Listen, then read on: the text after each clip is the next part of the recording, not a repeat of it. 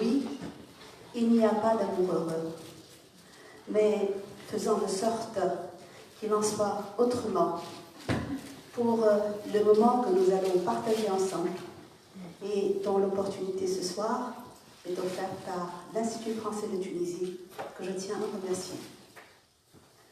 Le sujet de ce soir est d'amour. Pourquoi? L'amour. Parce qu'il incarne cette dualité des deux seules vérités que nous détenons, à savoir la vie et la mort. Sujet d'un intérêt majeur, pourquoi? Parce qu'il est très présent dans plusieurs domaines. Il inspire la littérature, les arts, les médias, et il stimule la recherche dans plusieurs domaines de recherche justement scientifique, comme la biologie, comme la génétique, comme les neurosciences, l'anthropologie, la sociologie notamment. Alors, pour en débattre, j'ai à mes côtés deux invités, Madame Michaël Gagné et Madame Monia Lacheb, qui ont en partage, elles ne relèvent pas du même domaine professionnel, mais elles ont en partage quelque chose de commun, la même curiosité pour tout ce qui touche la société, tout ce qui a trait aux problèmes les plus actuels de la jeunesse notamment. Alors, pour vous présenter ces deux invités, je dirais que Madame Michaël Gagné est réalisatrice, comme vous l'avez remarqué tout à l'heure. Elle travaille pour Arte, France 2, France 3, M6, et elle a réalisé justement ce documentaire qui a été diffusé sur M6. Et elle connaît le monde arabe. Elle a vécu pendant 3 ans en Tunisie, de 2015 à 2018. Donc elle connaît très bien la société tunisienne, mais elle a parcouru aussi pas mal de pays arabes, dont l'Égypte, le Maroc. Et elle s'est inspirée de ce documentaire pour écrire ce livre, L'amour interdit. Je me contenterai du titre, du grand titre pour l'instant. Je dirais quand même quelques mots sur cet ouvrage avant de passer à ma collègue Monia Lacheb. C'est un ouvrage qui nous vient en 26 chroniques à peu près. Et les 26 chroniques, elles sont réparties en 9 sections. L'ouvrage est préfacé par Leila Slimani, prix Goncourt 2016. Et à la fin de ces chroniques, il y a les 2 entretiens de Bouchra El-Haj Ahmida, ici présente, je vous salue, et Olfa Youssef. Et ces 2 militantes féministes nous livrent, sur des approches variées, la situation des droits en Tunisie. Les droits essentiellement sexuels, si vous voulez, sur la relation sexuelle en Tunisie.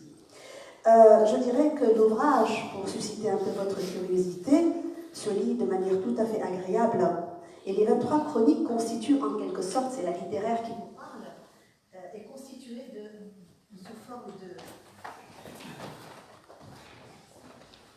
sous forme de micro-récits. Je dirais aussi que ça me rappelle un peu fragment d'un discours amoureux de Roland Barthes. Bon, on y voit en quelque sorte, je ne sais pas si vous êtes d'accord ou non, pas l'ombre du tout, bien évidemment. Pourquoi? Parce que ce sont des témoignages qui parlent de ceux qui sont empêchés de dire, justement. On est vraiment dans l'indicible, dans ce livre. Et quant à Madame Monia Lacheb, c'est l'universitaire. Elle est maître de conférence à l'université de Manouba, chercheur à l'IRMC. Elle se spécialise dans des questions relevant de la sociologie du corps et des sexualités. Vous voyez le rapport de point commun. Et elle s'intéresse notamment aux études de genre.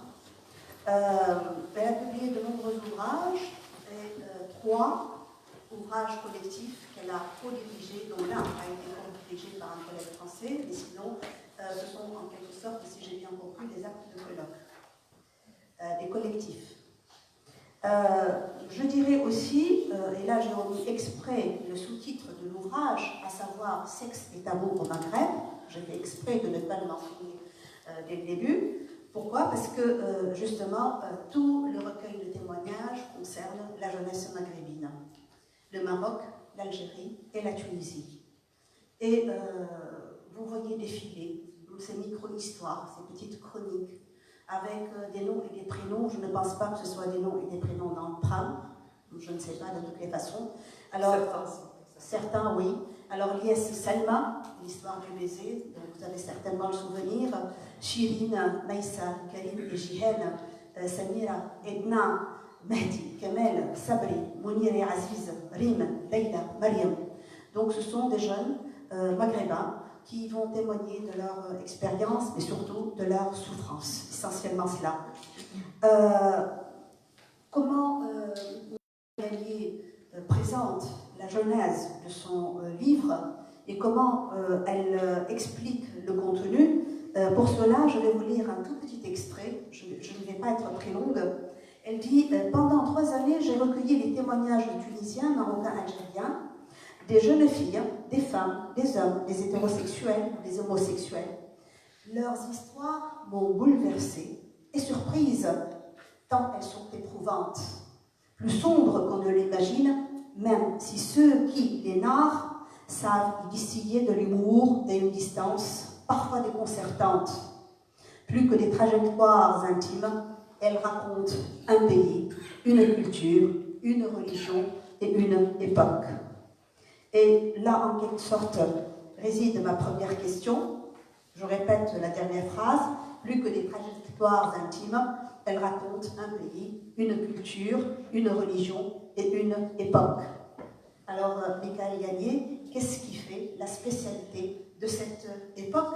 D'autant plus que, quelque part, il est signalé que en Tunisie, il y a comme une place croissante de l'amour. Hein? Est-ce que c'est propre au Maghreb? Ce que je trouve intéressant quand on aborde ce thème de la sexualité, c'est pas juste des histoires un peu croustillantes, amusantes, c'est pas juste l'idée d'entrer dans l'intimité des gens, c'est effectivement, en fait, en recueillant ces paroles, on prend un peu le pouls d'un pays.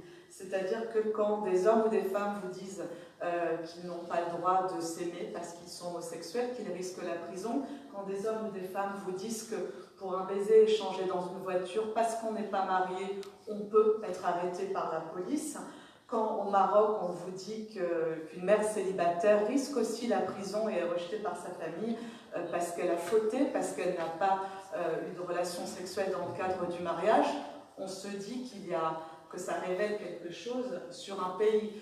Ça révèle, entre autres, qu'il y a encore des lois liberticides, des lois en tout cas qui gèrent la vie privée des gens. Il y a aussi une mentalité qui certes évolue énormément, mais qui est encore très pesante pour ces hommes et pour ces femmes. Et puis il y a aussi le poids de la religion, qui n'est pas toujours explicite, mais qui est encore beaucoup dans les esprits. On me parle beaucoup du haram et du halal, de ce qui est autorisé, de ce qui est interdit. Et c'est encore très présent, me disent mes témoins, me disent les sociologues, me disent les islamologues, dans la tête des Tunisiens, Algériens, Marocains. Donc, quand on entend cela, effectivement, on se rend compte où on en est. Pour moi, en Tunisie, c'est quand même le pays du droit des femmes, et c'est le pays où les choses sont le plus évoluées, où la modernité est la plus présente, mais cependant, j'étais très surprise de voir que par certains côtés, il y avait un archaïsme dans la mentalité. D'accord. Merci. Je partirai de votre livre, mais la deuxième question, elle s'adresse à Monia et à vous. Dans votre livre, justement, vous abordez les 3 composantes de l'amour, ce qu'un psychanalyste américain appelle la théorie triangulaire, à savoir la passion, l'intimité et l'engagement. Donc la passion, c'est la relation amoureuse, l'intimité, c'est la relation sexuelle, et l'engagement, c'est le mariage. Quelle en est la réalité au Maghreb? Quelle est la réalité de cette, si vous voulez, composante triangulaire au Maghreb? Qu'est-ce qui est, en quelque sorte, pour nos jeunes, prioritaire? Qu'est-ce qui serait, en quelque sorte, comment dire, porteur d'équilibre et de bonheur.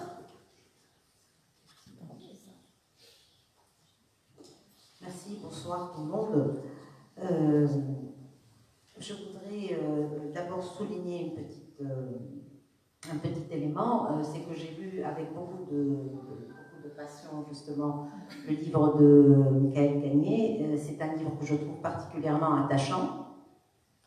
Dès qu'on commence la lecture, on n'a plus envie de s'arrêter. Donc il y a une facette de la réalité sexuelle qui est exposée dans ce livre, qui concerne aussi bien la Tunisie, l'Algérie et le Maroc. Ceci étant dit, il me semble que ce n'est qu'une facette de la réalité. Cela veut dire qu'il y aurait d'autres réalités qui concernent justement la question sexuelle. Parce que, à mon sens, c'est une question très, très, très complexe.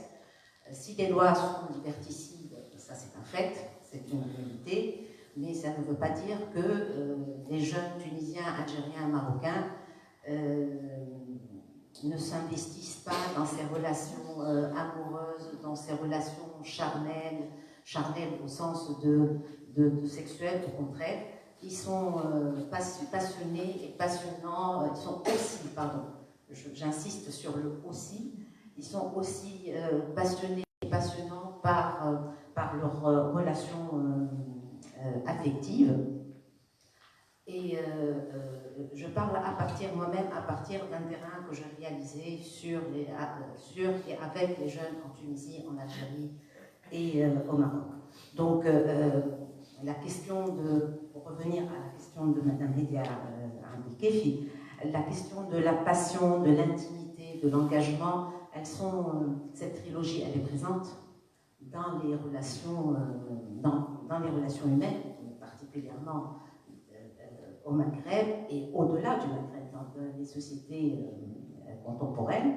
Et cette trilogie, la passion, l'intimité, l'engagement, elle reste quand même observable chez les jeunes. Les jeunes, peu importe la manière avec laquelle ils se définissent du point de vue de leur sexualité, ça veut dire qu'ils soient hommes ou femmes, cisgenres ou encore hétérosexuels, homosexuels, transgenres, indépendamment donc du type de sexualité dans laquelle ils et elles s'investissent. Donc voilà. Non mais ça c'est sûr qu'elle est observable dans de nombreux pays. Après, ce qu'il y a quand même de spécial dans le Maghreb, c'est que sur ce désir amoureux qui est évidemment là, et pas que dans la jeunesse, parce que je donne aussi la parole à des gens plus âgés, ce désir de s'aimer librement, il est quand même bridé encore aujourd'hui, au XXIe siècle, dans le Maghreb. Et c'est ça que me disent tous ces témoins, c'est que ce sont des gens qui ont envie d'être amoureux, qui ont envie d'avoir une sexualité libre et qui ne le peuvent pas, même si parfois on sait très bien qu'on se débrouille, qu'on peut trouver des arrangements, qu'on peut prendre une chambre d'hôtel en se faisant passer pour des frères et sœurs ou des cousins, qu'on peut aussi changer de chambre une fois qu'on l'a réservé. On sait qu'il y a 1000 façons de vivre son amour et de les vivre bien, mais en cachette. Mais aujourd'hui, en 2020 et bientôt 2021, il y a quand même beaucoup de pression et de choses qui empêchent cet amour-là. Simplement parce que si quelqu'un comme Madame Bochra Belhaj Hamida a réussi par exemple à faire abolir cet article qui permettait à un violeur d'épouser sa victime pour échapper à la prison, c'est bien qu'elle a dû lutter très longtemps et défendre devant le Parlement de mettre fin à cette loi-là. Et des lois comme ça, il en existe encore beaucoup aujourd'hui. Aujourd'hui, c'est très compliqué de vivre en concubinage en Tunisie, par exemple, même si on en a envie. Donc on est obligé de se marier. Vous parliez de l'intimité, de la passion, de l'engagement. Aujourd'hui, le mariage dans le Maghreb, c'est le sésame d'une vie sexuelle libre. Sans ça, c'est extrêmement compliqué. Voilà. Merci, justement, parce que si j'ai posé la question, c'est pour savoir si l'engagement il est apprécié ou à la limite redouté. J'ai compris qu'il est redouté et à partir des statistiques que vous avancez dans votre ouvrage, je vais vous les rapporter ces statistiques. Vous parlez du recul de l'âge de noces, de l'âge de mariage dans les 3 pays. Et alors, ce que vous nous donnez comme statistiques, et comme chiffres surtout, vous dites que pour l'Algérie, l'âge recule de 23 ans à 33 ans pour les hommes, de 18 à 29 pour les femmes. Et en Tunisie, c'est à 30 ans que les hommes se marient et à 28 ans que les femmes prennent un engagement. Et alors, quelles en sont les raisons? Et il me semble, hein, de mon point de vue, c'est pour cela que je voudrais que nous discutions ce point, il me semble que l'une des raisons justement de ce recul de l'âge de mariage serait en quelque sorte les modes de conduite illégaux qui ne cessent d'être amplifiés en quelque sorte. Et là, vous avancez aussi des chiffres, parce que c'est pareil pour les 3 pays du Maghreb, vous avancez des chiffres en disant qu'en Tunisie, 80% des hommes et 56% des femmes auraient des relations sexuelles sans être mariés. Donc, voilà, c'est sous-estimé encore. Oui, oui, parce que pour moi, ces chiffres-là sont très compliqués à obtenir. Ce sont souvent des chiffres qui datent, comme aussi d'ailleurs l'âge du mariage qui recule. Et ce que me disent en fait les hommes et les femmes que j'ai rencontrés, les sociologues, les médecins, c'est que la majorité des gens aujourd'hui ont des relations sexuelles avant le mariage, et heureusement, j'espère pour eux, puisque de toute façon, le mariage effectivement recule. Alors pas simplement pas parce qu'on peut vivre en concubinage, parce que de fait on ne peut pas tellement, on ne peut presque pas, mais parce que pour des raisons économiques. Le mariage coûte cher. Je vais filmer dans mon film des jeunes qui se sont mariés de la classe moyenne tunisienne, ont dépensé à peu près 10 000 €, donc ils se sont terriblement endettés pour offrir une belle fête à toute la famille, parce que c'est, comme partout dans le monde, un événement social, le mariage. Donc aujourd'hui, ce n'est plus possible de payer 10 000 €. Les jeunes pensent aujourd'hui que c'est un peu exagéré aussi, qu'on peut faire des mariages comme ça.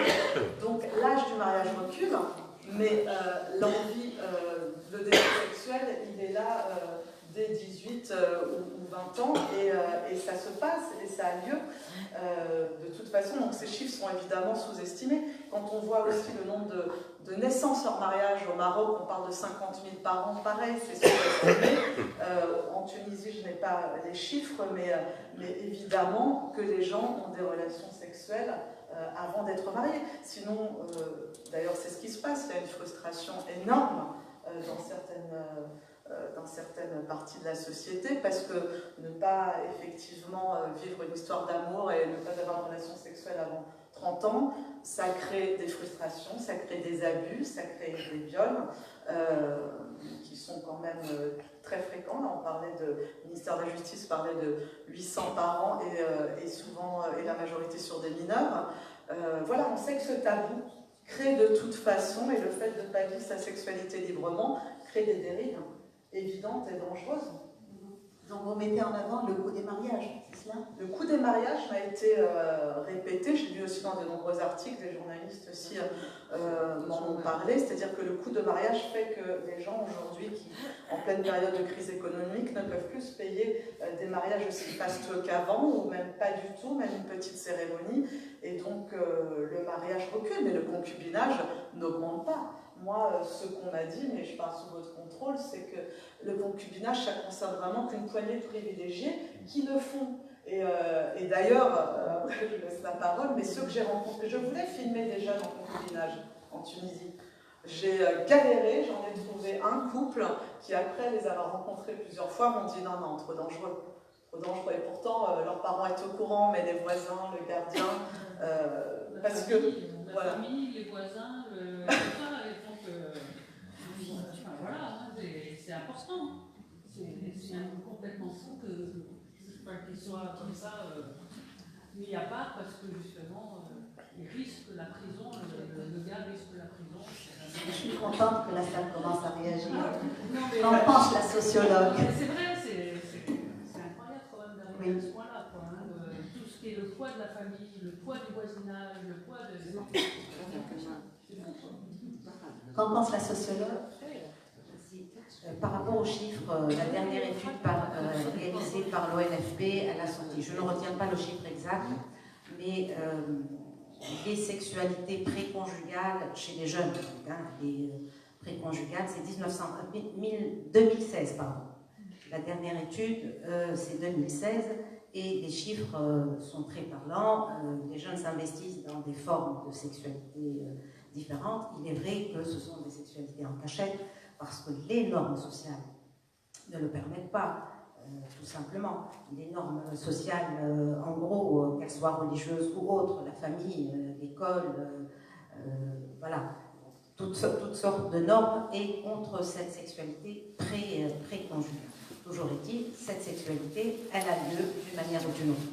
Alors, je me placerai, par rapport à Michael Gagné, si je peux me permettre, je me placerai de l'autre côté de la barrière pour dire que malgré tout le conservatisme régnant dans la société tunisienne et dans les sociétés maghrébines, Tunisie, Algérie, Maroc, Libye, etc., personnellement, sur mon terrain, j'ai pu voir des jeunes qui résistent à ces normes et qui agissent de n'importe quelle manière que ce soit pour pousser les frontières de ces normes, pour pousser les frontières de ces lois qui sont réellement oppressantes. Et je prends par exemple l'exemple du collectif, du mouvement NZA qui intervient par rapport à la question du harcèlement sexuel et du viol, par rapport au collectif Falcat, ce qu'ils sont en train de faire pour agir. Pour moi, c'est des jeunes qui sont dans une posture de résistance. Et tant qu'il y a de la résistance, c'est toujours encourageant pour déconstruire les normes, mais aussi pour participer d'une certaine manière à la déconstruction de ce conservatisme régnant. Non, mais là où je suis d'accord avec vous, c'est que moi, mon livre, quand on le lit, il est un peu déprimant, j'en conviens, et pourtant, je n'ai pas cherché cela, il est venu naturellement, mais je suis moi personnellement très très optimiste pour le Maghreb et surtout pour la Tunisie, parce qu'effectivement j'ai senti cette envie de liberté, cette soif de liberté chez la jeunesse et chez les moins jeunes aussi, qui ont le droit d'avoir une vie sexuelle, et qui ont envie de se débarrasser de ces carcans un peu oppressants. Maintenant, cette envie-là, je la sens, mais comme me disait Bouchra Bella Jarmida et d'autres, Olfa Youssef aussi, l'islamologue très éclairé qui est dans ce livre, il y a des vents contraires aujourd'hui en Tunisie. Et si vous voulez, il n'a pas fallu que je me batte pour recueillir ce genre de témoignages. Moi, ce qui m'a frappé quand j'ai fait mon enquête, je connaissais déjà bien le Maroc et l'Égypte, c'est qu'il n'y a pas une personne que j'ai rencontrée, qu'elle soit dans le monde politique, dans le monde de la recherche, que ce soit quelqu'un, un enseignant, quelqu'un de la rue ou des jeunes que j'ai interviewés, il n'y a pas une personne qui ne m'ait pas raconté une histoire de harcèlement, d'agression sexuelle ou d'abus. Et j'ai été totalement vraiment troublée et décontenancée par ça. Et c'est vrai que les histoires sont en général assez compliquées. Des très belles histoires d'amour, je sais qu'il en existe, évidemment qu'il y en a même très nombreuses, mais aujourd'hui, moi j'ai quand même le sentiment que s'aimer librement est très compliqué. Il y a ces lois, on vient d'en parler, mais le poids de la famille est extrêmement quand même difficile parfois à supporter, et puis c'est difficile de s'en affranchir. Et puis évidemment, quand on fait partie de... quand on a une préférence sexuelle un peu différente, quand on est homosexuel, vivre dans le Maghreb, c'est extrêmement compliqué. C'est-à-dire que, moi je vous raconte juste une dernière anecdote, j'ai filmé il y a 1 an au Majestic, l'hôtel Majestic de Tunis, une grande fête de la communauté homosexuelle de Tunis. J'ai filmé le lancement de la première radio gay du monde arabe, donc c'est un grand moment d'exaltation. Le lendemain de l'ouverture de cette radio, ils avaient 4500 menaces de mort. 1 an après, je reviens pour faire un film sur l'homophobie dans le monde. Je montre, on reparle de ce film à mes amis de Shams. Ils me montrent sur la vidéo tous les gens qui sont partis. La moitié avait quitté le pays. Voilà, et donc être homosexuel, en tout cas aujourd'hui là dans le Maghreb, je pense que c'est un enfer, je le dis clairement. Et c'est dommage, même si des associations sont extrêmement dynamiques. Je redonne la parole. Merci. La moitié des gens que vous avez filmés sont partis, peut-être. Pour quelles raisons? Pour des raisons d'orientation sexuelle, ou ça peut être autre chose. Mais je dirais qu'une autre moitié existe ici en Tunisie, au Maroc, en Algérie, et je sais très bien de quoi je parle, et ils sont là, à organiser des festivals, ils sont là à s'investir dans des pratiques artistiques, ils utilisent l'artivisme actuellement pour lutter, pour être là, pour se rendre visible, pour défendre leurs droits. Donc il y a mille et une façons de se dire, voilà, je suis là comme je suis. Il y a un mot d'ordre chez les jeunes. Je parle des homosexuels et on va dire des personnes qui se définissent avec une sexualité dite non normative. Un mot d'ordre au Maghreb, quand je m'adresse à eux pour récolter un récit, un témoignage, un entretien, etc. Le mot d'ordre, c'est on n'est pas des victimes. Merci de ne pas nous considérer comme des victimes. Nous sommes ce que nous sommes différents, oui, nous assumons ce que nous sommes. Et nous faisons ceci et cela pour justement affirmer notre identité. Et c'est le droit à la différence, et c'est une identité politique quand même. Passer dans les grandes rues, passer dans des espaces publics, s'approprier l'espace public, visibiliser ces différences. C'est quand même pas rien. Il y a une moitié de la jeunesse qui part, qui décide de partir, peu importe la raison, orientation sexuelle ou autre, mais il y a une autre moitié qui est là, qui s'affirme en tant que telle, dans la différence. Non, mais ça, c'est sûr que moi, j'ai été frappée par des associations comme Shams ou Damch en Tunisie qui sont extrêmement courageuses. Et ces gens sont pour moi des héros. Même en Tunisie, un candidat, Mounir Bahatour, s'est porté candidat à la présidence. C'était évidemment sans espoir, mais c'était courageux de sa part. Des gens courageux, des héros du quotidien, comme El Faye Youssef, comme Boshra Bella Jamida, il y a des pépites en Tunisie, dans tout le Maghreb, qui ont vraiment toute mon admiration et mon respect. Mais honnêtement, la vie est extrêmement compliquée pour ces femmes et ces hommes homosexuels et lesbiennes. Je suis venue il y a quelques mois en Tunisie pour un film sur l'homophobie dans le monde. Je voulais parler d'une chose dont je n'avais pas pu parler dans le précédent documentaire, c'était le test anal. Le test anal, il y en a 8 pays dans le monde le pratiquent, dont l'Ouganda, la Tanzanie, la Tunisie, le pays le plus éclairé, un pays éclairé, j'allais dire du monde arabe, mais non, un pays éclairé. Qu'est-ce que c'est le test anal? C'est-à-dire qu'il y a des médecins, je suis allée les interviewer, des médecins légistes, qui sur ordre, sur perquisition judiciaire, sont chargés de fouiller dans l'anus de leurs concitoyens pour savoir si ils sont soi-disant homosexuels ou pas, et si donc cette preuve, qui n'est évidemment absolument pas scientifique, va les mettre en prison ou pas. Je les ai rencontrés, ces médecins légistes, qui se disent eux-mêmes pris entre deux feux. Un témoigne dans le livre, lui aussi est terrifié de devoir être le complice de cette barbarie. C'est-à-dire qu'aujourd'hui, en 2020, on est censé, un médecin peut amener un homosexuel en prison simplement avec un examen qui n'est pas scientifique. Bien sûr que ça va changer, mais c'est encore le cas aujourd'hui. C'est encore le cas aujourd'hui. Et il y avait en 2018 120 homosexuels arrêtés en Tunisie. Dire que c'est un combat qui est compliqué quand même. Et selon les sondages, modernistes ou islamistes sont assez d'accord sur cette question. Pour l'instant, personne ne bouge sur ce problème-là. Merci. Donc, ils se marièrent, ils eurent des enfants, mais beaucoup divorcent. Auriez-vous une idée sur le nombre de divorces en Tunisie? Alors, d'après justement les chiffres avancés par Michael Grenier, je vous lis un petit extrait. Il semble que la procédure est relativement facile en Tunisie. En 2015, 13 000 divorces ont été prononcés, soit 41 par jour. La Tunisie figure dans le peloton de tête des pays arabes pour le nombre de séparations. Mais, dans la majorité des cas, c'est le fait de l'homme. Et de là vient la question. Est-ce que ces ruptures, ces divorces, sont des phénomènes sociétaux qui sont spécifiques au Maghreb, ou est-ce qu'ils seraient caractéristiques de notre époque qu'on appelle postmoderne?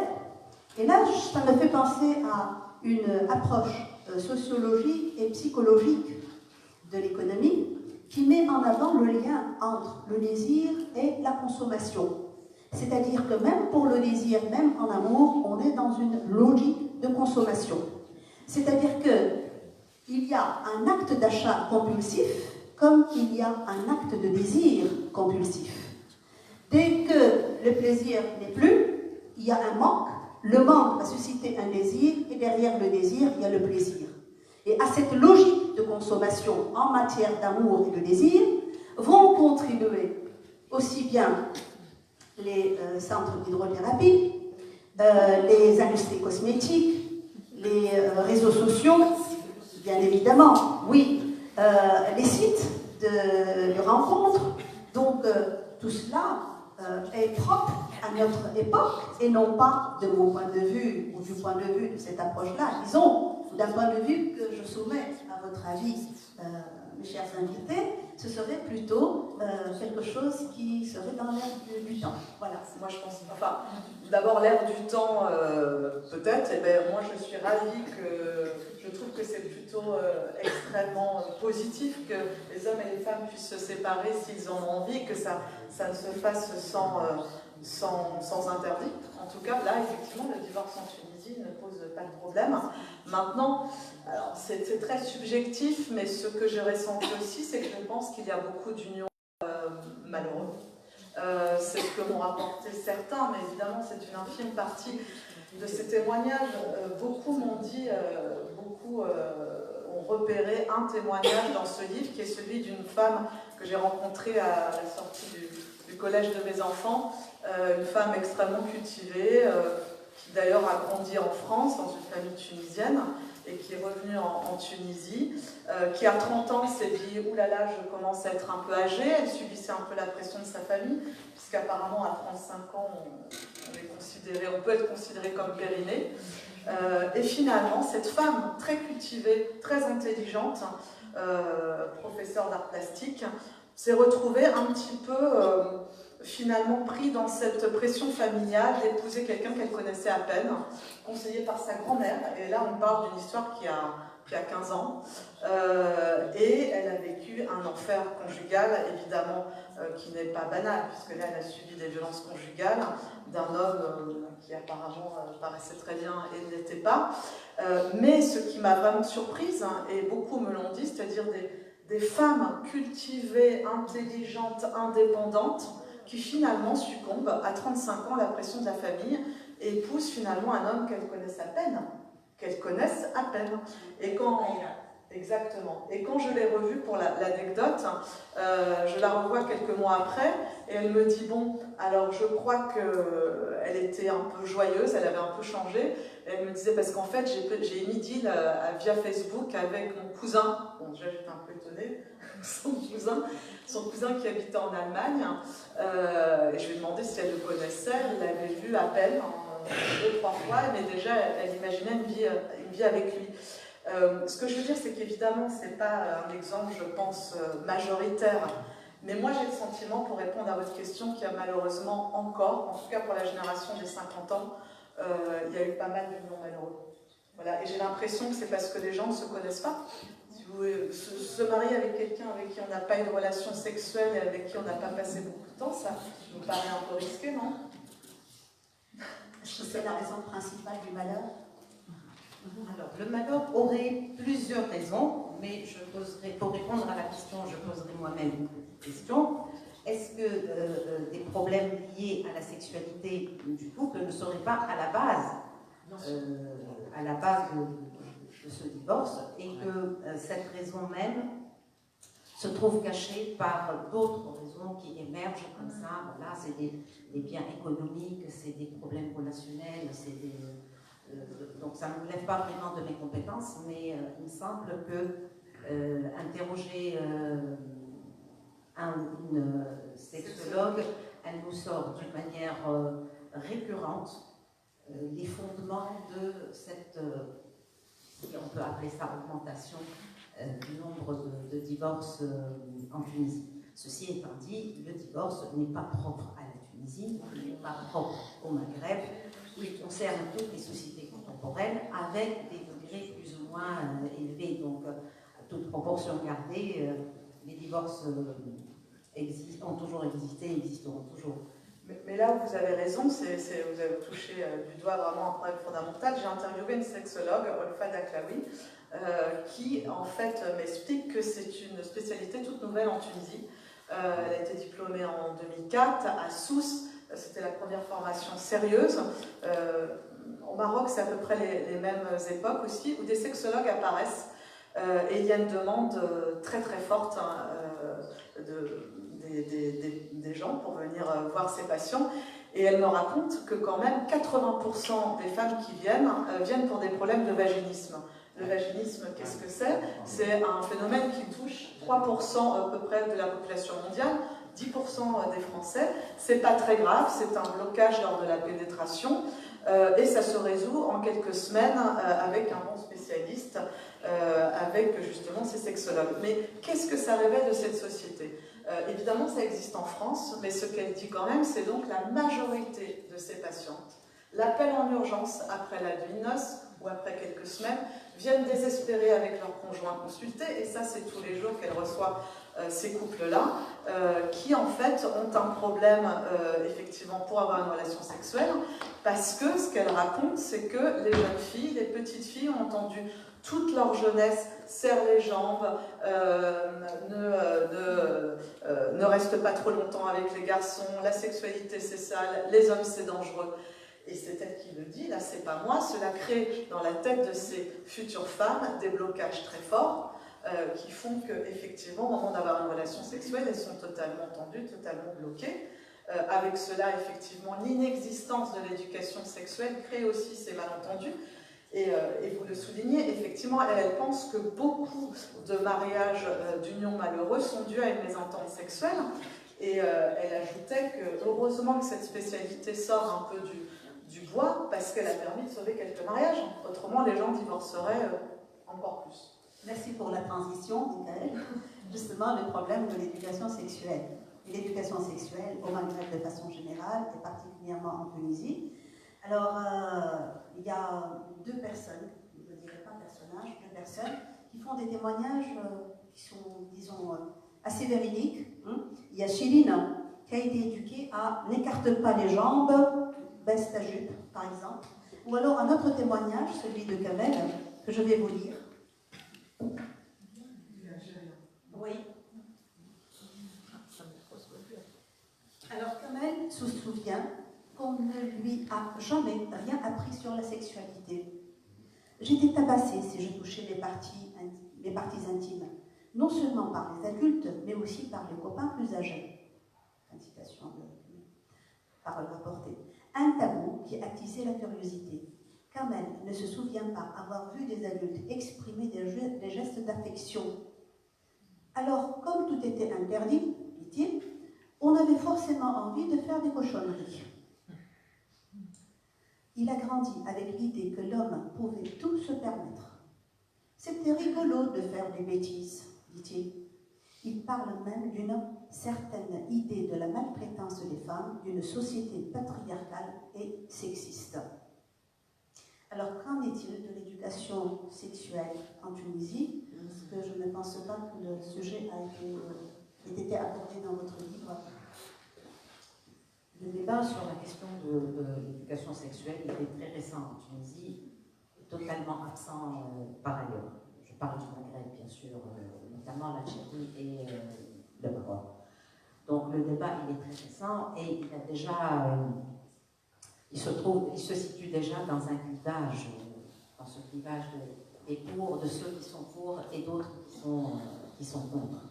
Et donc, voilà, ceux qui sont contre, ils se réfèrent, il ou elle, se réfèrent à une éducation traditionnelle et traditionnaliste qui prend justement la construction sociale du corps, repose principalement sur assieds-toi correctement, les jambes bien serrées, faire descendre la jupe ou la robe, ne regarde pas comme ça, ne fais pas comme ça, ne fais pas ceci.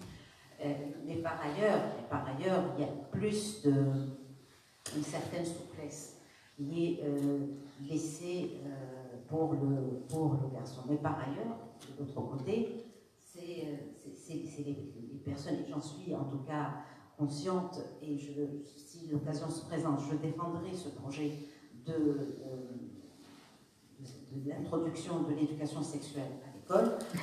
On imagine qu'on va faire passer des films indécents peut-être dans les salles de classe, où il faut simplement se renseigner et surtout aider les gens à comprendre qu'il s'agit simplement d'un cours, d'une sensibilisation sur la question sexuelle qui serait très très utile pour les enfants, ne serait-ce que pour comprendre un petit peu de quoi il s'agit, pour découvrir leur propre corps principalement.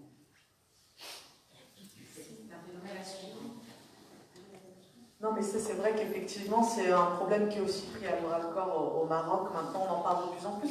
Pour être positif, aujourd'hui, vous l'avez vu en Tunisie et au Maroc, c'est pareil, en Algérie, c'est plus compliqué. Il y a des articles qui parlent de sexualité dans la presse, il y a des émissions qui en parlent. Aujourd'hui, je trouve que la parole se libère. Le phénomène MeToo, à mon avis, a fait beaucoup là-dessus. Vous parliez de ce collectif contre le harcèlement, et tout ça permet justement qu'on puisse parler de sexualité sans tabou, sans penser que cela pousse à la fornication, parce que c'est aussi ce qu'il y avait un peu avant dans les têtes. Et l'éducation sexuelle, c'est un débat qui revient effectivement très fréquemment, en tout cas au Maroc, en Tunisie. Maintenant, oui, effectivement, j'ai pas l'impression que ça soit encore appliqué, et il n'y a pas de cours dans les écoles, apparemment encore aujourd'hui. C'est pas le cas. Ouais. Le débat est très récent. Le débat, à ma connaissance, le débat est très récent. Parce que la loi est récente. Justement. Parce que c'est la loi qui l'a imposée. C'est la loi contre les violences à l'égard des femmes qui a imposé l'éducation sexuelle dans les écoles. Donc, théoriquement, ça devrait commencer, je parle sous votre contrôle, Madame Hajahmid, théoriquement c'est janvier 2020. Ça va arriver. Donc, c'est à voir. Hein. On ne sait pas encore où est-ce que ça va, dans quel sens ça va aller. Mais c'est déjà une bonne chose qu'on commence à en parler. Justement, votre point de vue, la nécessité. Vous qui êtes l'artisane, de tout cela. Non, mais après, vous avez l'impression que ça progresse sur ce terrain-là? De toute façon, déjà, le fait qu'il commence à appliquer la loi, parce que ça n'a pas été facile de l'intégrer, c'était un débat houleux, et pour un peu peut-être battre en brèche un peu nos tabous, c'était le débat où les femmes étaient la plupart pour, quelle que soit leur tendance politique, et c'était les hommes qui résistaient. Donc c'était plus les clivages droite, gauche ou progressiste et conservateur, c'était les femmes aussi, encore une fois. Donc maintenant, pour moi, c'est très important que ce soit intégré dans la loi parce que c'est obligatoire. Le contenu, je pense qu'il marche sur les œufs, c'est pas évident, c'est très difficile, mais quelles que soient les conditions, c'est très important. Tant plus que j'imagine que vous avez un peu lu l'étude qui a été faite par une association et qui montre que les jeunes Tunisiens, qu'ils soient dans les quartiers super luxe, super bourgeois, ou dans les quartiers populaires, ils n'ont pas une connaissance des questions sexuelles, même si moi je pense que 80% aussi des femmes ont des relations sexuelles, c'est pas 54. Mais on n'ose pas le dire, les hommes s'en vantent, mais les femmes de nid, et parfois il y a des femmes qui sont super conservatrices qui ont 3 amants, donc ça n'arrive vraiment, mais elles ne viendront pas vous le dire ni à vous ni à la chercheur de l'association. Donc je trouve que c'est très important déjà par mon part. L'autre problème, je pense, en Tunisie, c'est que on n'arrive pas à nous donner les moyens de convaincre les gens.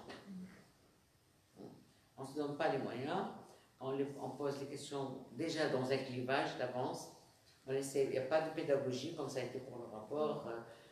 Bon, pour la loi sur les violences, c'était plus intéressant parce que les gens n'ont pas entendu, ils ne connaissent pas tous les détails, donc ils ont entendu les choses les plus importantes qui concernent presque tout le monde. Mais je trouve qu'au niveau des médiatiques, on n'arrive pas à faire passer le message. Et il n'y a pas eu de débat. Et même quand il y a des débats, c'est des débats qui ne sont pas forcément pluriels.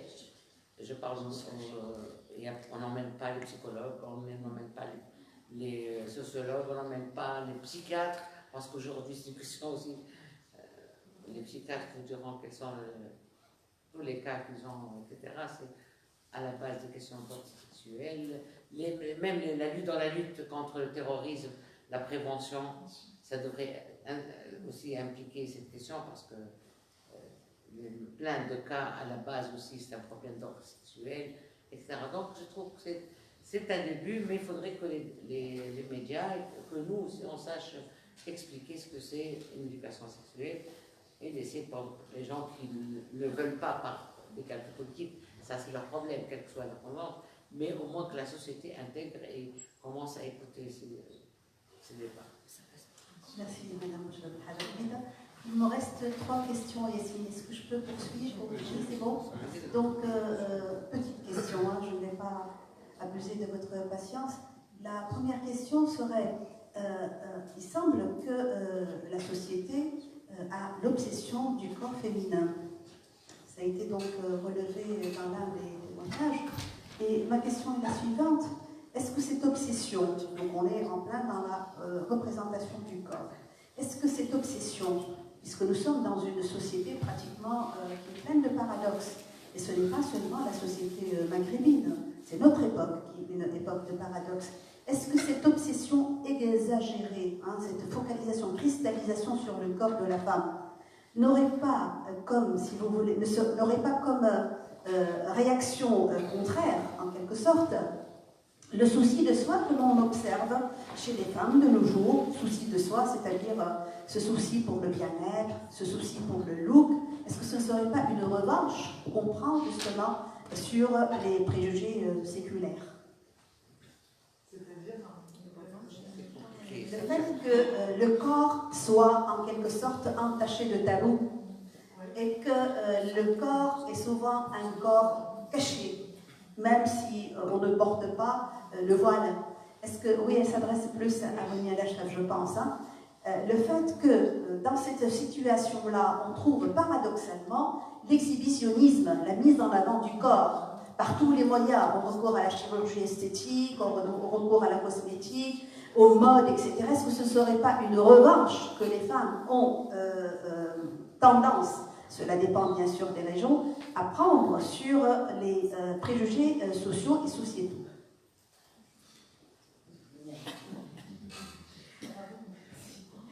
Merci. Alors, par rapport à cette histoire de corps féminin, je voudrais, avant de répondre à votre question, vous rapporter une petite anecdote. En 2011, j'ai lancé un appel à contribution pour un ouvrage collectif qui est sorti en 2012, nommé « Penser le corps au Maghreb ». Penser le corps au Maghreb. Il est sorti sous ma direction et j'ai lancé cet appel. Je n'avais absolument aucun a priori. Alors, j'ai reçu quelques, de mémoire comme ça, je crois 48 propositions de participation à cet ouvrage, et plus des 2/3 des propositions émises portent sur le corps féminin. Donc ça m'a vraiment interpellée, c'était un chiffre très marquant et marqué, à mon sens. Ça m'a interpellée en me disant, on est en 2011, 2010, 2011 quand même, on est encore là, ça veut dire que ça n'a pas évolué depuis, ça n'a pas changé quand même pour la Tunisie, hein, parce que l'appel concerne toutes les sociétés maghrébines, mais même pour la Tunisie, il y avait beaucoup de réponses à cet appel qui porte sur le corps féminin. Alors, il y a un premier postulat qui dit que, voilà, le corps féminin, est-ce que les femmes disposent réellement de leur corps? C'est la question qui mérite tout un débat en soi. Finalement, les femmes, est-ce qu'elles disposent de leur corps? Alors, les lois, qu'est-ce qu'elles disent? Et indépendamment des lois, dans les représentations, dans l'imaginaire social, culturel maghrébin, où est-ce qu'il se situe ce corps féminin? Et quel est le rapport du corps féminin au corps masculin? Tout est là. Donc, puisqu'il est dans l'imaginaire considéré comme une propriété, alors c'est la propriété de mon père, c'est la propriété de mon père, c'est la propriété de mon frère, et ensuite c'est la propriété de mon époux, et du frère de mon époux, et ainsi de suite. Où est-ce que je suis, moi, dans tout ce processus? Et évidemment, mon corps, je le traîne. Et c'est pour ça qu'il y a énormément de problèmes qui concernent justement le corps féminin et cette obsession, entre guillemets, qui concerne le corps féminin. À l'opposé, le recours aux cosmétiques, aux produits cosmétiques, aux chirurgies esthétiques, etc., à l'heure actuelle, notamment en Tunisie, je crois que ça ne concerne pas uniquement les femmes.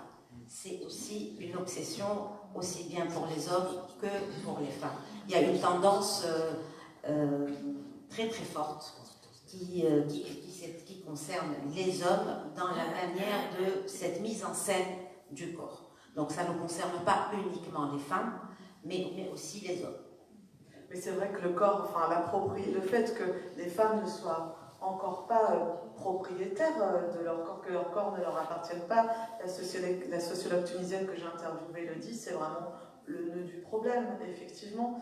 Le corps des femmes, même dans l'espace public, est un peu confisqué, puisqu'on ne peut pas aller n'importe où en tant que femme, même en Tunisie, effectivement ce corps est la propriété du père, du frère, de la famille, et cela se voit par les rituels, le fait qu'il faille encore dans certains villages montrer le drap avec le sang de la défloration, c'est bien la mainmise de la famille sur l'intimité du corps de la femme, hein, le fait qu'on n'ait pas le droit au Maroc, que ça soit vraiment interdit par la loi d'avoir des relations sexuelles hors mariage, c'est bien l'État qui se mêle de la sexualité des hommes et des femmes, mais qui mettent effectivement la main sur le corps de la femme. Tant que les femmes ne se seront pas encore réapproprier leur corps, enfin tant qu'on ne leur laissera pas la possibilité, on continuera à être dans une société effectivement très très patriarcale et assez inégalitaire. Et je voulais juste ajouter que d'ailleurs sur cette... Parce qu'on dit, pourquoi en fait, j'imagine que certains vivent très bien en Tunisie et au Maroc leur histoire d'amour, mais on est vraiment dans une inégalité totale. Comme le dit Leila Slimani dans l'introduction de ce livre, qu'est-ce que c'est une société où en fait seulement les riches peuvent vivre à leur guise? Aujourd'hui en Tunisie, oui, quand on habite à La Marsa et qu'on est très privilégié, on va pouvoir peut-être vivre en concubinage, on va pouvoir au Maroc se faire avorter à l'étranger, mais quand on appartient aux classes populaires, au Maroc on ne peut pas avorter. Et en Tunisie, on ne peut pas vivre en concubinage. Donc, c'est des lois inégalitaires aussi pour tout le monde. Il y a une étude qui est en cours sur la question du concubinage. Donc, on va attendre un peu pour voir un peu ce qu'elle va nous sortir. Si je peux me permettre de rebondir sur la question de l'espace public, notamment, il est fondamentalement masculin dans toutes les sociétés contemporaines, avec des proportions dans toutes les sociétés contemporaines avec des proportions différentes.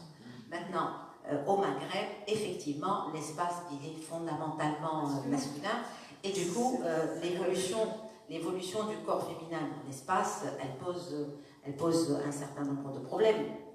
La question du harcèlement sexuel dans l'espace public, elle est à poser. Et beaucoup d'autres, même une simple violence, excusez-moi le terme de simple, parce que ce n'est pas simple, une violence verbale dans l'espace public, ça va de la violence verbale jusqu'à la violence comme sous forme d'agression sexuelle. Merci. Si mon corps ne m'appartient pas, qui suis-je? Il y a une sorte de crise identitaire là qui est soulevée. Et il y a un témoignage qui a attiré mon attention. C'est un regard qui a été porté sur la société maghrébine et il donne à réfléchir. Je vous le lis. C'est Inès qui dit le Maghreb veut être.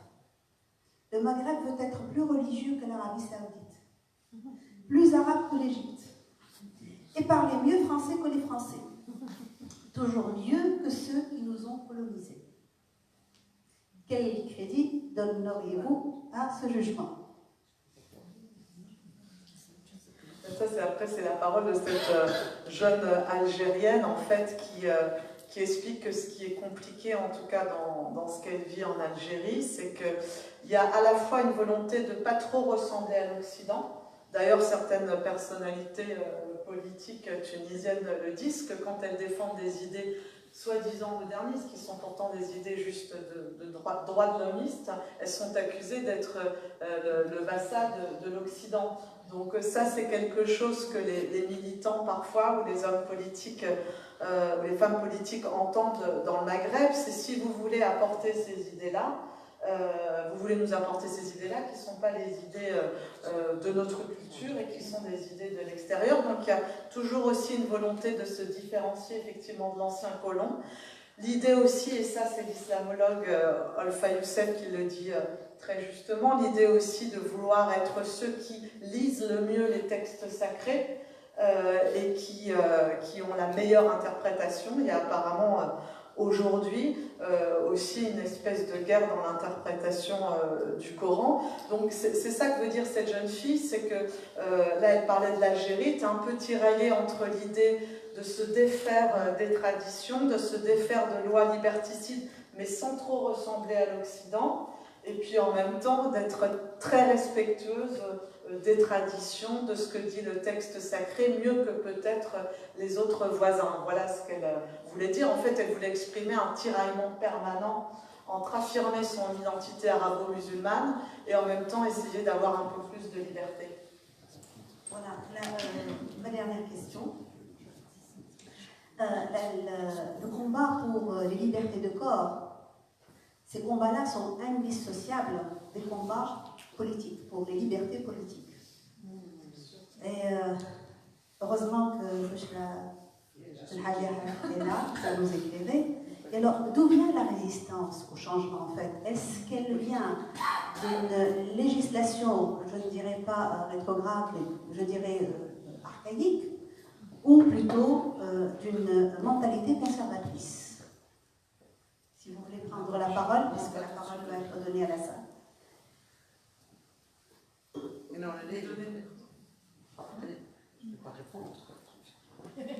C'est pas moi de répondre, mais il y en a, je voudrais, là j'en ai, ça y est, le débat, vous avez ouvert le débat. Bon, et là je trouve que c'est très intéressant d'avoir des points de vue qui semblent antagoniques entre Mounia et Michael, mais parce qu'au fait, c'est ça la Tunisie. Quand on parle des homosexuels, il y en a qui mènent le combat, qui sont visibles, qui créent des associations, qui ont une radio. Il y en a qui se suicident et les familles n'en parlent pas. On ne les annonce pas comme des jeunes qui se sont suicidés. Il y a des jeunes qui sont partis. Et il y a des homosexuels qui sont dans la rue et qui appellent le soir en détresse. Et souvent, bien que je sois pas, j'ai pas d'association, etc., le nombre de fois où j'ai été interpellé le soir, etc., avec des heures d'écoute, etc., donc, ce n'est pas aussi simple. C'est vraiment très, très compliqué. C'est la famille, d'abord, la société et l'État. Donc, c'est trois institutions qui sont là pour harceler les personnes qui ont une orientation sexuelle non reconnue dans ce pays. Deuxième chose, pour le divorce. Moi, ça me fait rire. Ça me fait rire quand on me sort le chiffre des Tunisiennes, les Tunisiens qui divorcent et qui comparent au monde arabe. D'abord, le monde arabe, tous les mariages, on n'est même pas sûr qu'ils sont inscrits. C'est-à-dire le nombre, on ne sait pas combien de couples se sont mariés dans la plupart des pays arabes. Deuxièmement, nous sommes le seul pays où il n'y a pas de polygamie. Oui. Nous sommes le seul pays arabe et arabo-musulman où il n'y a pas de polygamie. Troisièmement, ça nous arrive d'être les premiers. Mais sachez qu'il est arrivé à l'Arabie Saoudite, où les mariages ne sont pas forcément systématiquement inscrits, où il y a la polygamie, il est arrivé que l'Arabie Saoudite soit le premier pays au niveau du taux de divorce. Donc, cette façon de... C'est comme l'histoire des femmes, des vieilles filles, etc. en Tunisie. On ne dit pas qu'il y a le recul de l'âge du mariage. Là, on l'a dit, mais quand vous écoutez par les médias et les prédicateurs et les politiques, certains politiques, ils vous disent, voilà, le nombre de vieilles filles. Or, il y a les vieux garçons et les vieilles filles, si on veut parler en ces termes. Donc, le recul... donc, moi, je ne suis pas du tout gênée par le divorce et je trouve que c'est un moment nécessaire, une période nécessaire même, parce que nous sommes passés du couple traditionnel, le mariage, la famille, etc. On ne va pas passer en une décennie, en deux, au mariage d'amour, uniquement d'amour. Ça va être un tiraillement entre l'amour, les intérêts, les familles, le statut, etc. Il faut arriver à ça. Maintenant, pour revenir, j'ai oublié la dernière question, mais juste, je voudrais dire, les lois sont entre autres responsables. Aujourd'hui, quand on regarde la question, tous les jours, les jeunes qui sont arrêtés, pas les jeunes seulement, mais les couples, etc., c'est sur quelle base? Il y a un texte qui parle d'atteinte aux bonnes mœurs. Et ce texte donne une ouverture, une possibilité à la police, à la justice, donc d'aller très loin. Et d'ailleurs, dans la proposition de la COLIB, on a quand même proposé une définition restrictive et qui consiste à l'exhibitionnisme uniquement. Or, aujourd'hui, c'est le baiser, c'est un mot que le policier considère comme immoral, n'importe quoi, et parfois il n'y a rien, il y a même une dispute entre le policier et le jeune dans les quartiers populaires, et là c'est très important, la discrimination est claire entre les jeunes des quartiers populaires qui est là debout, qui m'appelle les hétistes en Algérie, et que le policier va lui demander les papiers, et ça commence, pourquoi moi, etc. Il se retrouve avec un procès, atteinte aux bonnes mœurs, atteinte aux fonctionnaires de l'État dans l'exercice donc il y a forcément et absolument la loi. Mais à côté de la loi, la Tunisie s'est islamisée. Et personne ne le dit du temps de blague. Les gens, il y avait des écrits à l'époque. Mais maintenant, tout le monde, ah, c'est Nada. Mais c'est pas vrai. Nada a trouvé une société islamiste, islamisée, je ne dirais pas islamiste, islamisée. D'ailleurs, vous avez cité, je ne sais pas, une phrase où l'Algérienne dit, eh ben, nous, dans les études, les Tunisiens, comme les Saoudiens, presque au même niveau d'attachement à la religion. Comme l'anti-Occident. Donc il y a eu un travail qui a été fait pendant des années en Tunisie par Ben Ali quand il a commencé à perdre sa légitimité pour que la société soit renfermée. Et à partir du moment qu'on parle de l'enfermement culturel de la société, dans un pays où il y a une religion dominante et importante, etc., je ne sais pas. Donc ça mène à... Outre les médias, on oublie aussi que pendant des années, les Tunisiens ne regardaient pas les chaînes nationales parce qu'il n'y avait rien à voir. Ils se sont retournés vers des chaînes, les Qataris, je ne sais pas, toutes les chaînes. Donc il y a du travail à faire. Moi je trouve que, voilà, pour finir, parce que je ne peux pas monopoliser la parole, nous sommes en train de rater une excellente occasion, la plus belle occasion, cette liberté. Pour moi, les médias, autant ils sont libres, autant il y a un effort sur tout ce qui est événements politiques, etc. Il n'y a pas un travail pour que les Tunisiens commencent à réfléchir. On n'est pas en train de réfléchir sur aucune question, y compris ces questions-là, parce que quand on discute avec des personnes dans un cercle réduit, je vous assure que vous ne pouvez pas vous imaginer. Si vous parlez avec les filles dans les régions, vous ne pouvez pas vous imaginer l'aspiration à la liberté qu'elles expriment. Combien elles vivent mal le fait qu'elles n'accèdent pas au café. Comment elles vivent mal le fait de ne pas pouvoir prendre le bus, n'importe quel moyen de transport, descendre à Tunis, se promener, aller Elle dit, vous la tuez, c'est pas pareil. Vous allez, vous voyez, vous êtes au cinéma, vous êtes... Mais nous, là, on peut même pas aller au café. Donc, il y a une aspiration à la liberté, mais la société est conservatrice, c'est un fait. Et même les gens, ils jouent même au conservatisme. Il y a une bonne partie de la société qui presque, elle joue au conservatisme. Et je pense que cette liberté qui nous a été offerte, que nous vivons, devrait nous permettre vraiment d'avoir de vrais débats de société, d'avoir des médias qui puissent envoyer des messages vraiment qui permettent aux Tunisiens de réfléchir et d'aspirer et d'exprimer leur aspiration à la liberté. Parce qu'au fond, chaque être humain, au fond de lui, ne peut pas ne pas aspirer à la liberté. Bien sûr. Merci. Il y a quelqu'un qui veut prendre la parole? Oui, je vous demanderai de vous présenter, s'il vous plaît. Voilà, c'est Lisa Rogel.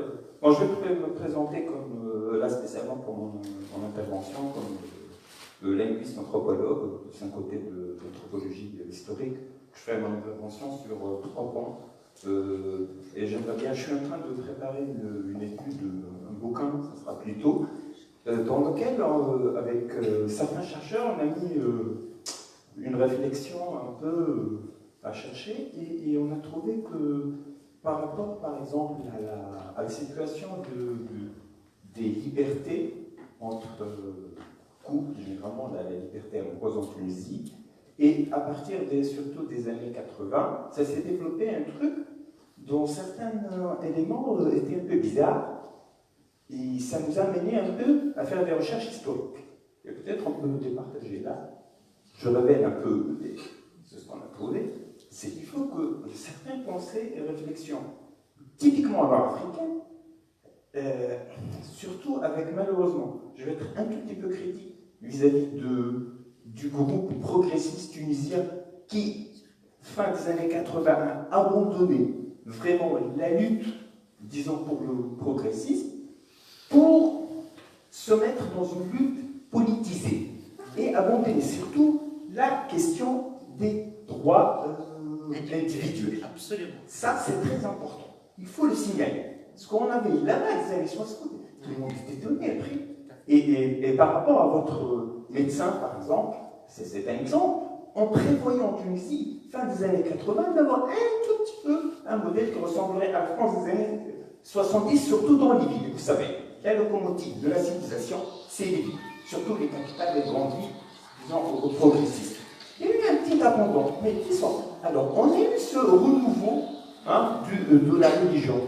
Nos recherches ont montré qu'il y a un certain aspect qui est un peu bizarre. Je vais juste vous donner des éléments. Contrairement à ce qu'on pourrait penser, dans la religion musulmane, dans sa totalité civilisationnelle, l'islam est une des religions, dans sa pratique surtout, très ouverte. Si on le compare, parce que moi, mes études, entre parenthèses, alors, toutes ces données, je les ai retrouvées quand j'ai étudié en Arizona, à la ASU, l'anthropologie culturelle. Et j'étais avec des classes avec des puritains évangélistes. Et c'est là que toutes les choses ont émergé. Attends, mais ce qu'on vit en Afrique du Nord, c'est une copie de l'évangélisme. Le mec, tu vois, Oliaou, il a les mêmes réflexions sur la masturbation. Là, on ne se touche pas. L'Algérie, et alors, votre témoignage de l'Algérie, encore une fois, quoi, l'Algérie, la Tunisie, il ne faut pas oublier. On fait étudier l'histoire comme si c'était en Tunisie, c'est une histoire politique, c'est pas une histoire sociologique ni anthropologique. On dit oui, l'islam, on était romain, on était byzantin, on tourne la page, ça y est, on n'est plus, tout ce peuple-là, il est parti, on fait arriver les Arabes, non, on est nord-africains. Et il ne faut pas oublier qu'on est parmi les fondateurs de la pensée catholique actuelle. On est parmi les fondateurs de la pensée catholique actuelle, c'est des Nord-Africains. C'est ces Nord-Africains qui sont très puritains et dont certains réflexes par rapport au corps est le même. Et si on remonte au texte du Saint-Augustin et de toute la panoplie, il ne faut pas l'oublier, M. Saint-Augustin, quand il a été recruté par le Vatican, et il a importé toute cette pensée nord-africaine par rapport à sa mère, le côté, on va dire, très fermé de certains pensées catholiques, elle vient de l'Afrique du Nord. En plus, et on retrouve la même chose. Autre chose, Mme Bosch, elle connaît très bien ça. Pourquoi en Tunisie, quand le progressisme a commencé, il y a eu un débat avec la pensée unique islamique sunnite malékite qui domine. Parce que moi j'ai un copain iranien, il me dit mais nous en baise à quand on va visiter le grand saint, on en fait l'amour. Il y a mille et une façons pour faire l'amour dans d'autres pays. En Arabie Saoudite, voilà le mec, j'ai eu un ami qui revient au bas, qui était au bas. 5 de ses copains avaient déjà des femmes. Tu vois, le mec, tu vois, il y en a un qui a eu la deuxième. C'est-à-dire l'amour, oui, l'enfant, il n'y a pas de problème. Chez nous, il y a eu comme un consensus, il y a les malékites, trucs sunnites qui sont là. La pensée monopoliste, surtout déjà, elle monopolise la pensée. Elle va très bien avec certains progressistes.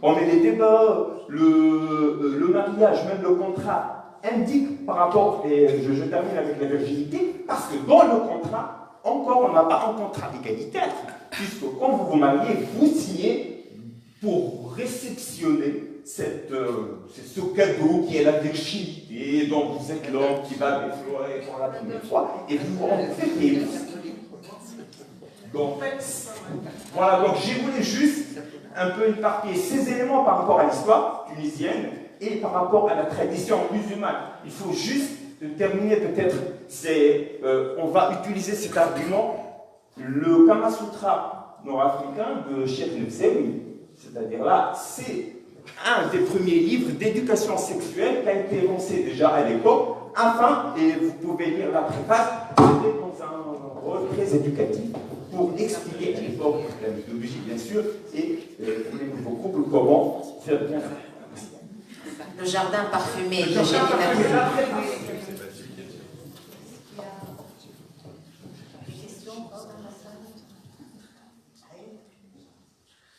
c'était tellement de choses.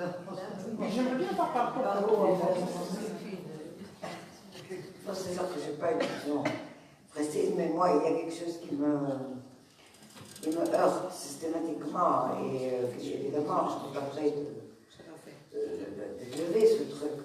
C'est que le conservatisme, il est intégré dans l'institution, il est dans sa forme la plus substantielle, la plus brute, la plus pesante, dans le discours, dans l'institution, à la radio, dans la bouche du président, dans la bouche du parlementaire.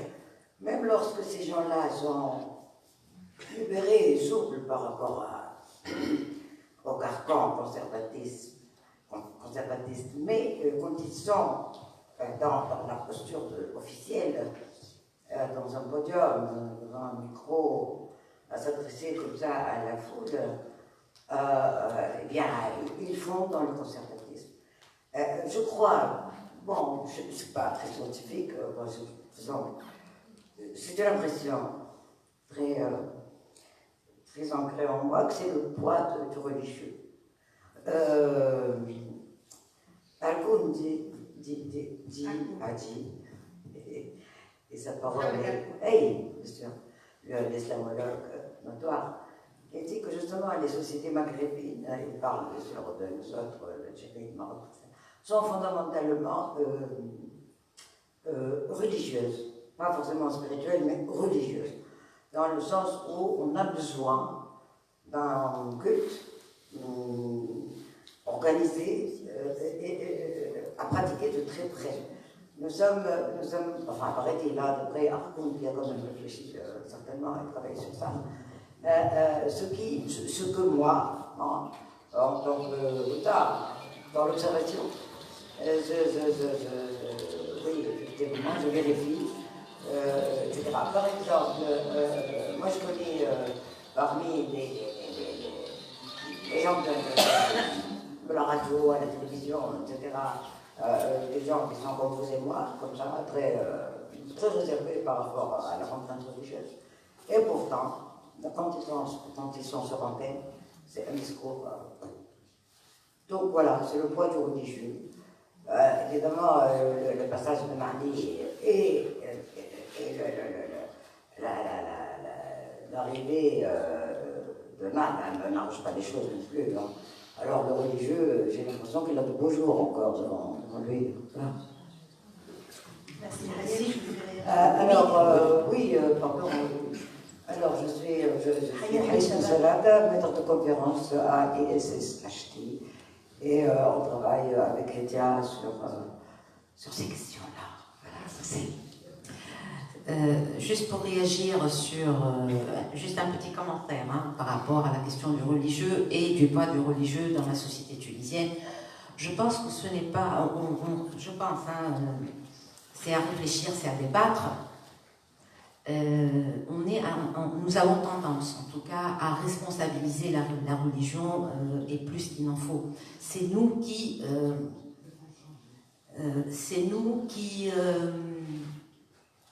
font de la religion ce qu'elle est. C'est nous, les individus, les acteurs sociaux, qui faisons,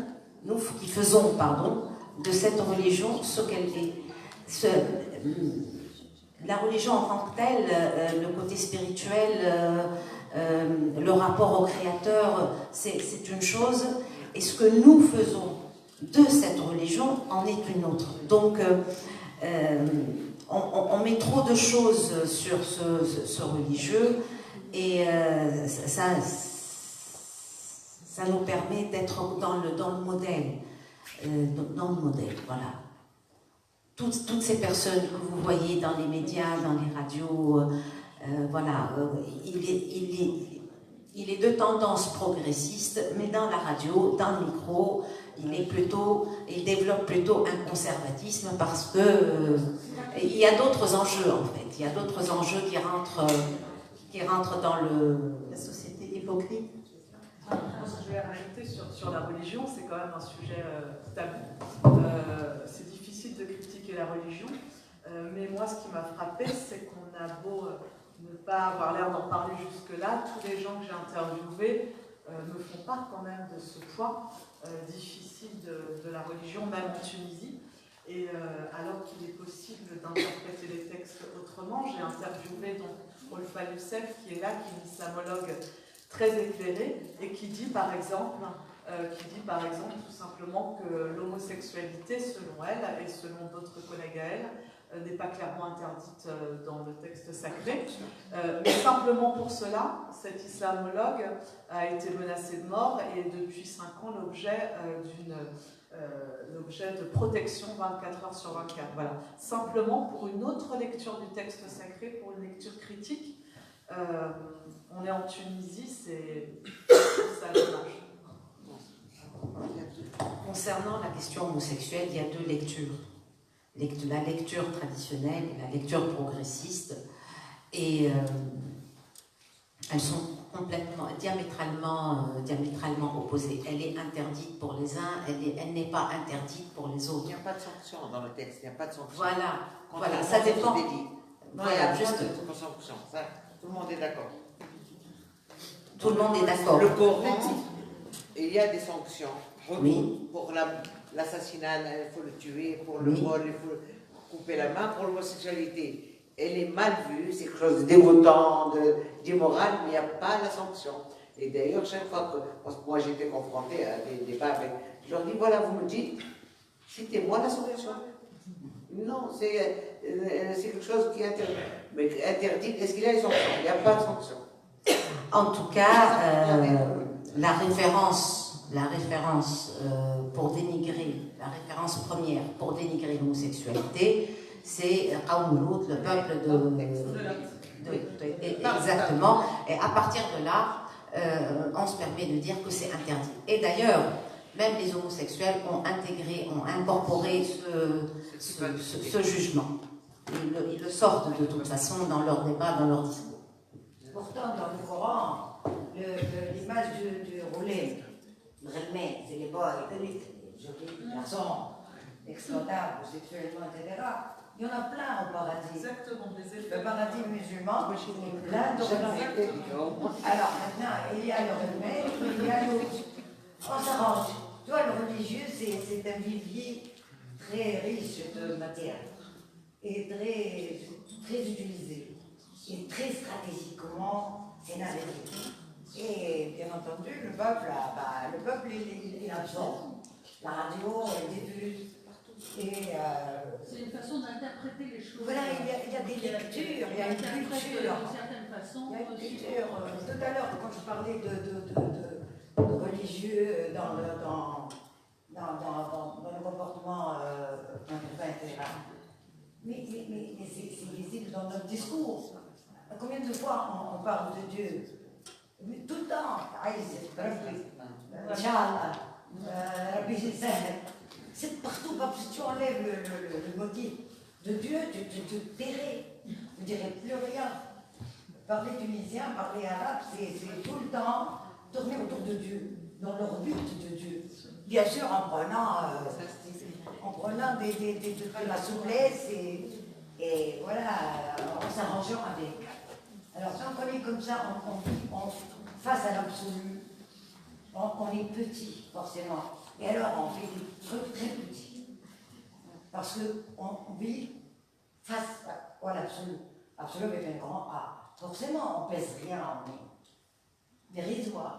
Et donc, voilà les combats, et tout ça, comme on est hypocrite, comme on n'est pas fiable, comme on s'estime peu, comme on voudrait être mieux que les autres. Parce qu'on vit comme ça dans l'orbite de Dieu. Et du coup, on est rien. On est rien. Il faut retravailler l'identité, malgré lui. Il faut nous redéfinir. Par rapport au réel. Nous redéfinir. On est des individus. On a des vices, on a des vertus. On n'est pas des champions, on n'est pas des salauds non plus. Mais il faut arrêter de nous positionner par rapport à Dieu. Parce que c'est perdu d'abord. C'est perdu d'abord. Bien, merci Hayet. Est-ce qu'il y a quelqu'un qui voudrait prendre la parole? Oui, madame.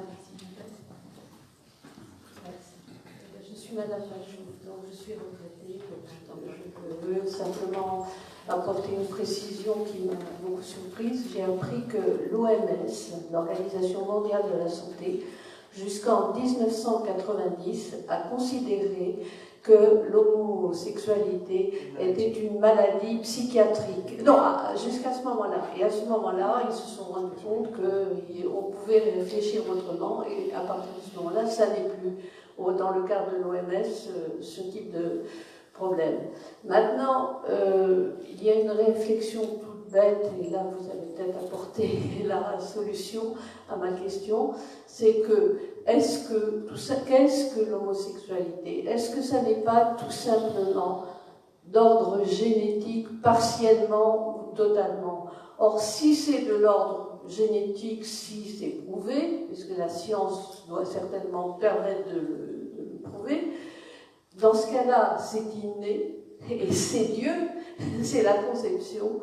Donc, est-ce qu'on n'a pas le droit de considérer cet aspect-là aussi avant de rejeter les homosexuels? Voilà, dans le cadre global de la société. Tout comme pour les hétérosexuels. Ou les exactement. En tout cas, aujourd'hui, ça, il y a eu beaucoup à la fois de débats, mais d'études très sérieuses. Il n'y a pas de réponse sur est-ce inné ou est-ce acquis. En tout cas, voilà, ce que disent les homosexuels et les lesbiennes, c'est qu'ils ont toujours été comme ça.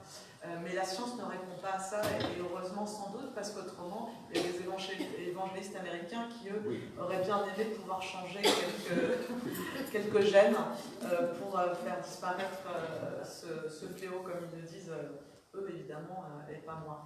Mais non, il n'y a aucune réponse là-dessus, et tant mieux, sans doute, donc on ne peut pas aller sur ce terrain-là.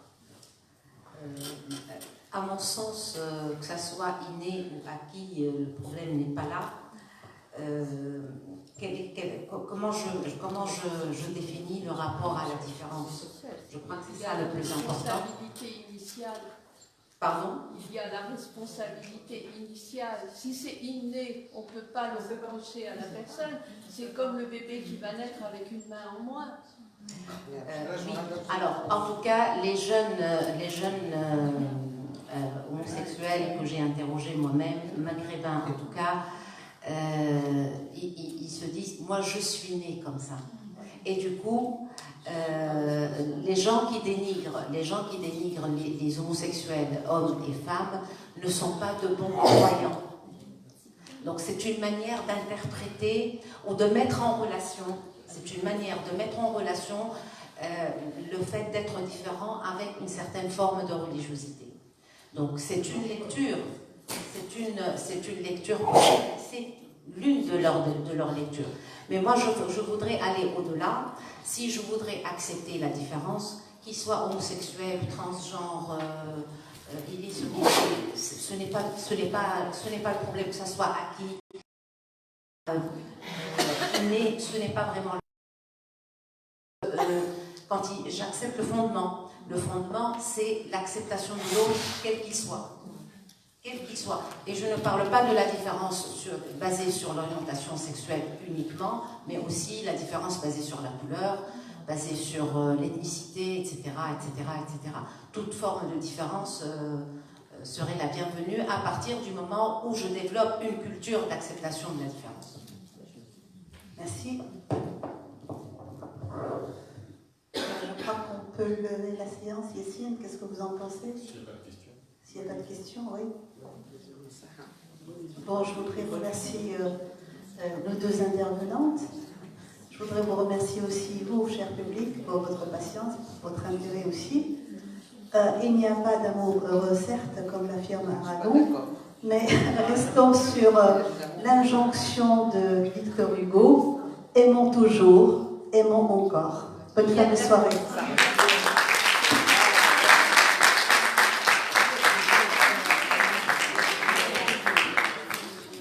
Le livre est